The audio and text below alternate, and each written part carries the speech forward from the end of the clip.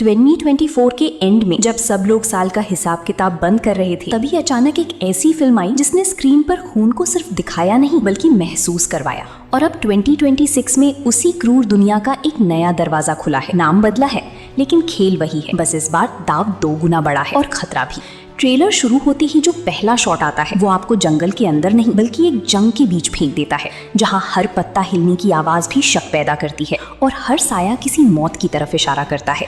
और जैसे जैसे कैमरा आगे बढ़ता है आपको एहसास होता है कि ये सिर्फ एक्शन नहीं है, ये एक पूरा इकोसिस्टम है जहां इंसान और जानवर दोनों शिकारी भी हैं और शिकार भी। कहानी का बेस सिंपल लगता है, एनिमल पोचिंग, लेकिन जिस तरीके से इसे प्रेजेंट किया गया है वो आपको अंदर तक हिला देता है, क्योंकि यहाँ गोली सिर्फ शरीर को नहीं लगती, ये सीधी दिमाग में घुसती है। ट्रेलर का सबसे बड़ा गेम चेंजर उसका एक्सपेरिमेंटल म्यूजिक है। एक ही विजुअल पर 3 अलग अलग बीजीएम का ऑप्शन, और हर म्यूजिक के साथ सीन का इमोशन पूरी तरह बदल जाता है। कभी वही सीन हीरोइक लगता है तो कभी हॉरर और कभी प्योर साइकोलॉजिकल टॉर्चर। और यही वो पॉइंट है जहाँ ये फिल्म बाकी सबसे अलग खड़ी हो जाती है, क्योंकि यहाँ साउंड सिर्फ बैकग्राउंड नहीं है, ये कहानी का हिस्सा है।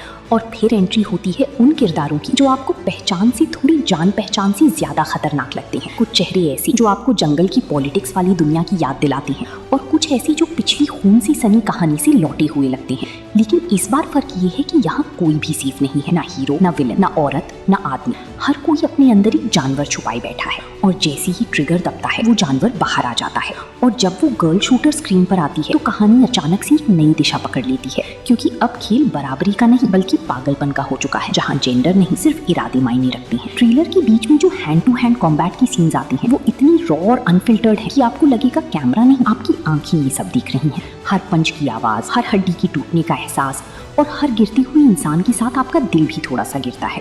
और फिर जानवरों की एंट्री, ये पूरी कहानी को एक अलग ही लेवल पर ले जाती है, क्योंकि अब ये सिर्फ इंसानों की लड़ाई नहीं रही, ये नेचर बनाम ह्यूमैनिटी का टकराव बन चुका है। और सबसे डरावनी बात ये है कि इस बार हिंसा स्टाइलिश जरूर है लेकिन ग्लोरीफाइड नहीं है। ये आपको एंटरटेन करते करते अचानक से असहज कर देती है, जैसे कोई आईना आपके सामने रख दिया गया हो जिसमें इंसान का सबसे बदसूरत चेहरा दिख रहा हो।